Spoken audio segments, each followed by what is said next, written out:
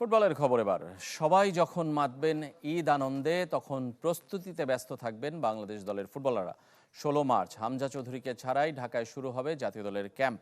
৩০ জনের প্রাথমিক স্কোয়াড হলেও ভিয়েতনাম ও সিঙ্গাপুর ম্যাচের জন্য চূড়ান্ত দল হবে ২৩ জনের। হামজা ভিয়েতনামে দলের সাথে যোগ দিলেও সমিত, সোম, ফাহমিদুল, তারিক কাজীকে ঢাকাতেই পাবেন হাভিয়ের কাবরেরা।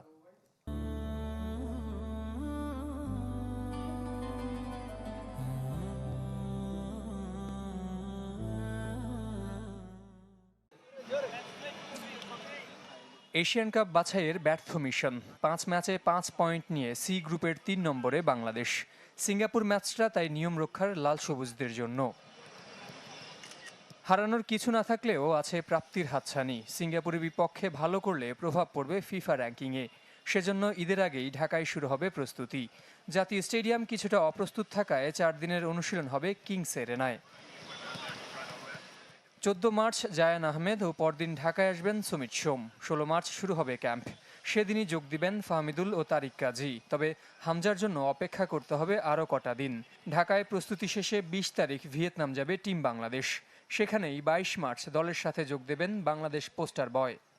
আমাদের ক্যাম্পে ৩০ জন খেলোয়াড় থাকবে এবং এই ৩০ জন খেলোয়াড় থেকে শর্ট লাস্ট বাছাই যেদিন আমরা প্রেস ব্রিফিং করব, ঠিক ২৩ জন খেলোয়াড়ের নামই আপনাদের কাছে আমরা দিব এবং ২৩ জন খেলোয়াড় নিয়ে আমরা ভিয়েতনামে যাব। ভিয়েতনাম থেকে আমরা সিঙ্গাপুরে আসব। ৩১ মার্চ শেষ হবে হেড কোচ হাভিয়ের কাবরেরার চুক্তি। বৃহস্পতিবার প্রায় ২ ঘন্টা স্থায়ী জাতীয় দল ব্যবস্থাপনা কমিটির সভায় এ বিষয়ে কোনো আলোচনা হয়নি। তাই চুক্তি শেষে নির্ধারিত হবে স্প্যানিশ ট্যাকটিশিয়ানের ভবিষ্যৎ। কাবরেরাকে নিয়ে আমরা কি করব না করব, আমরা সিঙ্গাপুরের ম্যাচের আগে এ ব্যাপারে কোনো সিদ্ধান্তই আমরা নেই এবং নিবও না। ছুটি কাটিয়ে শুক্রবার আবার ঢাকায় ফিরবেন কোচ হাভিয়ের কাবরেরা।